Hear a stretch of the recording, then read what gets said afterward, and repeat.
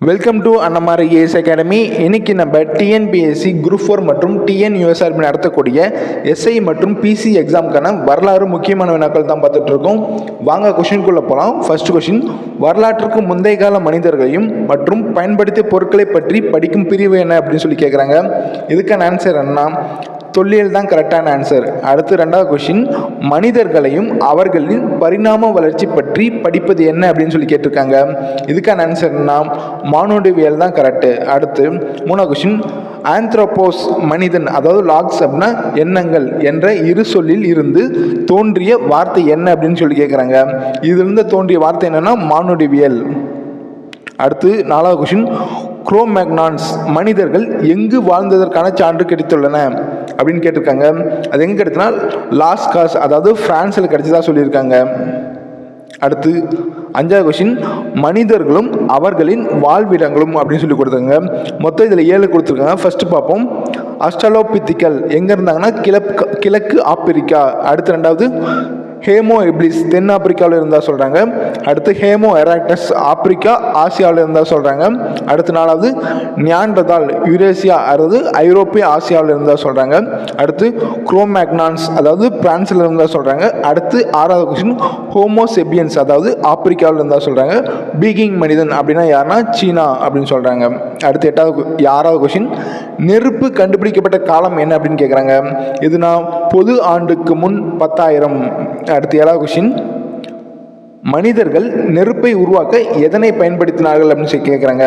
இது ஒரு இம்பார்ட்டண்டான கொஸ்டின். இதுக்கான ஆன்சர்னா சிக்கிமுக்கி கல். அடுத்து 8வது கொஸ்டின், மனித வரலாற்றில் முதல் தரமான கண்டுபிடிப்பு என்ன அப்படின்னு சொல்லி கேட்குறாங்க.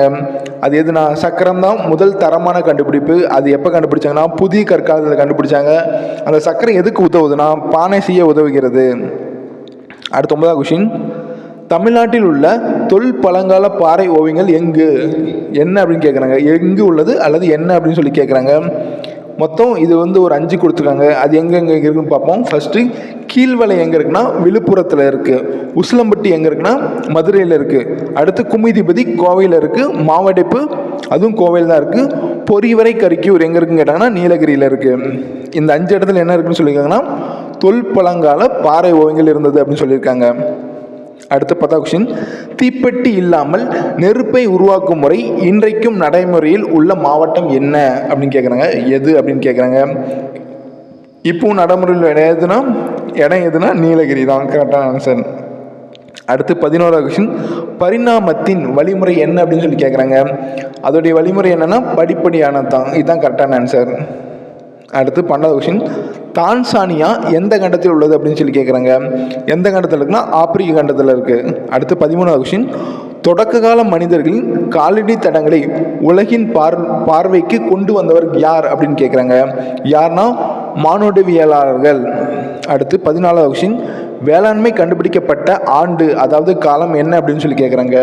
என்ன காலம்னா கிமு 10,000 முதல் 3,500 வரை அப்படின்னு சொல்லியிருக்காங்க. அது எந்த காலம்னா புதிய கற்காலம். அடுத்து 15வது கொஸ்டின் என்ன கேட்டிருக்குன்னா, எதை கண்டுபிடிக்கப்பட்ட நிகழ்வு விவசாயத்தை எளிதாக்கியது அப்படின்னு சொல்லி கேட்குறாங்க. இதுக்கான ஆன்சர்னா கலப்பை தான் கரெக்டு. அடுத்து 16வது கொஸ்டின், நாணயங்களை ஆராய்வதற்கான துறை என்ன அப்படின்னு கேட்டிருக்காங்க. இதுக்கான ஆன்சர்னா நாணயவியல். ஓகேங்களா? உங்களுக்கு இந்த பிடிஎஃப்னா கீழே கமெண்ட் பண்ணுங்கள், இல்லைனா டிஸ்கிரிப்ஷனில் லிங்க் கொடுத்துருக்கோம். செக் பண்ணி பார்த்துட்டு கமெண்ட் பண்ணி இந்த பிடிஎஃப் வாங்கிக்கோங்க. தேங்க்யூ.